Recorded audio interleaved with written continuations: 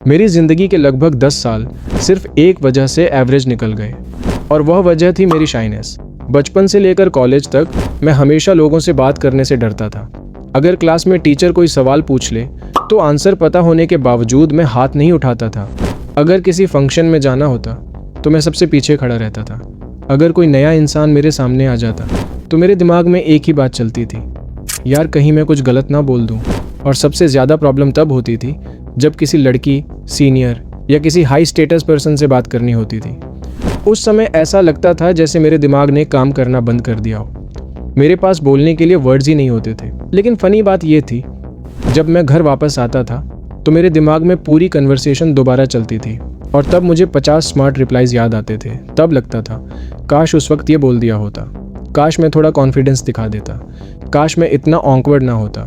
और शायद तुम भी इससे रिलेट कर पा रहे हो, क्योंकि अगर तुम ये वीडियो देख रहे हो तो कहीं ना कहीं तुमने भी ऐसी सिचुएशंस फेस की होंगी जहां तुम कुछ बोलना चाहते थे लेकिन बोल नहीं पाए, और फिर बाद में खुद को ही जज करते रहे।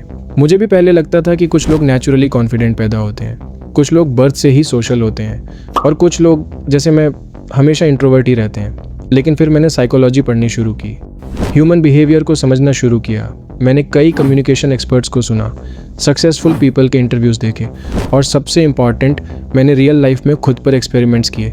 तब जाकर मुझे एक चीज़ समझ आई, प्रॉब्लम ये नहीं थी कि मैं इंट्रोवर्ट था, प्रॉब्लम ये थी कि मुझे लोगों से बात करने का सही तरीका नहीं पता था।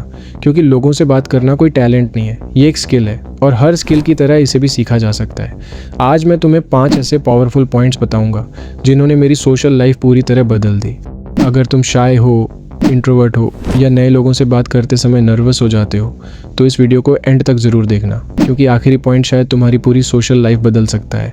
Point 1, you are not afraid of people, you are afraid of their judgement. सबसे पहले एक चीज़ समझो, तुम लोगों से बात करने से नहीं डरते, तुम उनके जजमेंट से डरते हो। जब भी हमें किसी नए इंसान से बात करनी होती है तो हमारे दिमाग में हज़ारों क्वेश्चंस आने लगते हैं।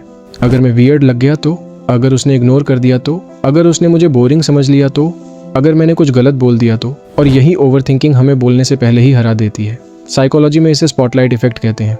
इसका मतलब है कि हमें लगता है कि पूरी दुनिया हमें नोटिस कर रही है, लेकिन रियलिटी में ऐसा नहीं होता। एक एग्जाम्पल सोचो, क्या तुम्हें पिछले हफ्ते किसी स्ट्रेंजर की कोई छोटी गलती याद है? शायद नहीं, क्योंकि तुम अपनी लाइफ में बिजी थे। और बिल्कुल यही बात बाकी लोगों पर भी लागू होती है। हर इंसान अपनी प्रॉब्लम्स, अपने गोल्स, अपनी इनसिक्योरिटीज़ में बिजी है। वह तुम्हें उतना ऑब्जर्व नहीं कर रहा जितना तुम सोचते हो, और जैसे ही तुम ये समझ जाते हो वैसे ही कन्वर्सेशन का आधा डर खत्म हो जाता है। Point 2, don't try to be interesting, be interested instead. अब दूसरी सबसे बड़ी गलती, जब भी हम किसी नए इंसान से बात करते हैं तो हमें लगता है कि हमें बहुत स्मार्ट लगना पड़ेगा, बहुत फ़नी लगना पड़ेगा, बहुत इंटरेस्टिंग लगना पड़ेगा। लेकिन यही चीज़ कन्वर्सेशन को ख़राब कर देती है, क्योंकि तब हमारा पूरा फोकस सामने वाले पर नहीं, खुद पर होता है। हम सोच रहे होते हैं, अब क्या बोलूँ, अब क्या इंप्रेशन बनाऊँ, अब क्या जोक मारूं। लेकिन सोशली स्मार्ट लोग ऐसा नहीं करते। वे इंटरेस्टिंग बनने की कोशिश नहीं करते, वे इंटरेस्टेड बनने की कोशिश करते हैं। एक सिंपल एग्जांपल लो, मान लो तुम किसी नए स्टूडेंट से मिले।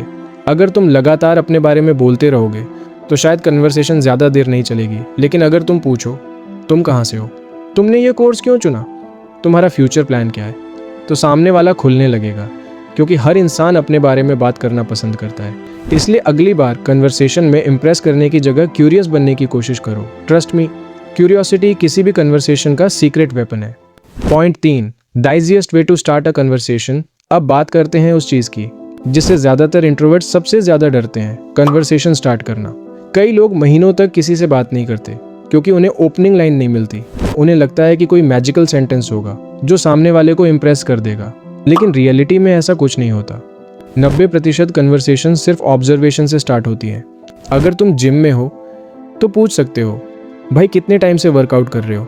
अगर कॉलेज में हो तो पूछ सकते हो, असाइनमेंट कंप्लीट हुआ क्या। अगर किसी इवेंट में हो तो पूछ सकते हो, पहली बार आई हो यहाँ। बस इतना ही, सिंपल क्वेश्चंस, सिंपल ऑब्जर्वेशंस। याद रखो, लोग परफेक्ट लाइन्स से नहीं, नेचुरल कन्वर्सेशन से कनेक्ट करते हैं। इसलिए ओवर थिंकिंग छोड़ो, ऑब्जर्व करो और बात शुरू कर दो। Point 4, make friends with silence. अब एक ऐसी चीज़ जो लगभग हर शाय इंसान को परेशान करती है, कन्वर्सेशन के बीच की साइलेंस। जैसे ही 3 या 4 सेकंड की चुप्पी आती है, हम पैनिक करने लगते हैं और फिर जल्दीबाजी में कुछ भी बोल देते हैं। लेकिन कॉन्फिडेंट लोग ऐसा नहीं करते, वे साइलेंस को एक्सेप्ट करते हैं। एक बार मैंने नोटिस किया कि जिन लोगों को मैं सबसे ज़्यादा कॉन्फिडेंट समझता था वे कन्वर्सेशन में अक्सर पॉज लेते थे, वे आराम से सोचते थे, फिर जवाब देते थे और इसी वजह से उनकी बातों में वेट महसूस होता था। याद रखो, फास्ट बोलना कॉन्फिडेंस नहीं है, क्लियर बोलना कॉन्फिडेंस है। इसलिए अगली बार कन्वर्सेशन में साइलेंस आए तो घबराना मत, डीप ब्रीथ लो, स्माइल करो और आराम से अगला क्वेश्चन पूछो। Point 5, social confidence don't come from books, it comes from practice. अब आते हैं सबसे इंपॉर्टेंट पॉइंट पर। देखो, तुम कम्युनिकेशन पर 100 वीडियोस देख लो, 10 बुक्स पढ़ लो, साइकोलॉजी के सारे कॉन्सेप्ट्स याद कर लो, लेकिन अगर तुम लोगों से बात ही नहीं करोगे तो कुछ नहीं बदलेगा।